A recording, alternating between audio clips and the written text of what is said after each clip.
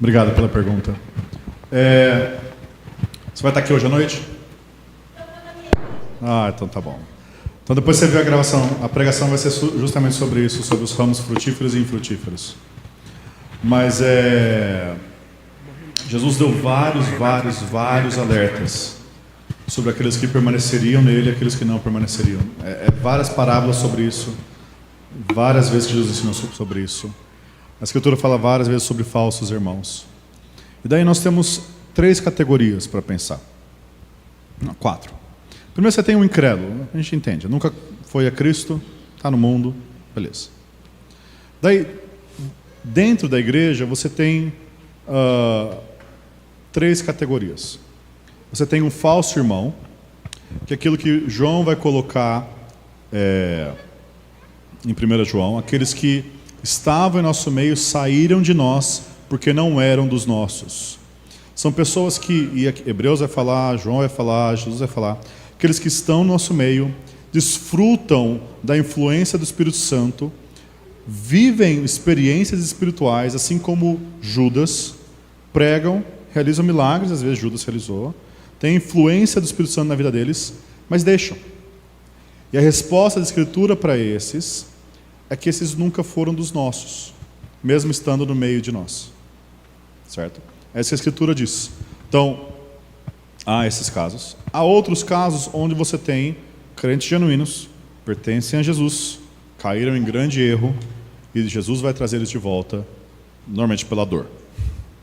É outro caso. São pessoas que realmente pertencem a Jesus, talvez elas não negaram a fé, elas foram se afastando, não foram vigiando, e daí você tem como Pedro, por exemplo, errando, negando a Cristo, mas Jesus vindo depois e restaurando Pedro. Esse tempo entre essa queda, esse afastamento e a restauração, pode ser dias, pode ser meses, pode ser anos. Mas se pertencem realmente a Cristo, Jesus vai trazê-los de volta, eles vão se arrepender de seus pecados e crer novamente, vão voltar para Jesus. E daí você tem um quarto caso, que são os membros saudáveis, vivendo a vida da igreja. Ou seja, quando você olha para uma pessoa que agora se afastou da igreja, é difícil saber em qual categoria ela está, até porque esse tipo de julgamento é Deus que faz, né? O nosso trabalho é tentar chamá-las de volta para Jesus. Seja ela vir pela primeira vez se converter de fato, seja retornar para os caminhos do Senhor. Jesus deu a parábola, a famosa parábola do semeador, que é a parábola das sementes, onde Jesus fala que os seguidores deles iam ter 4 tipos. Aqueles que caem no meio do caminho, ou seja, aqueles que ouvem e não dão bola, o diabo vem e rouba. Aqueles que caem em solo rochoso, que cresce rápido a empolgação, né? Mas vindo as provações, vindo o sol, vindo a questão da adversidade, eles morrem, não têm frutos. Aqueles que caem em meio ao solo espinhoso, que são os prazeres deste mundo, ele é seduzido pelas coisas deste mundo e abandona o Senhor, Demas. E aqueles que caem em bom terreno e frutificam 30, 60, 100 vezes mais. Ou seja, Jesus sempre deixou claro que entre aqueles que se afirmam cristãos, se for pelo menos um quarto, é o que vai ficar, né? Os outros, não é bem essa conta, mas dos 4 exemplos, só um permanece, né? Ou seja, isso não deveria nos assustar. Isso já era para ser esperado, né? Seguir a Cristo realmente é muito custoso. E só aqueles que estão em Cristo, capacitados pelo Espírito, motivados pelo amor do Evangelho, permanecem.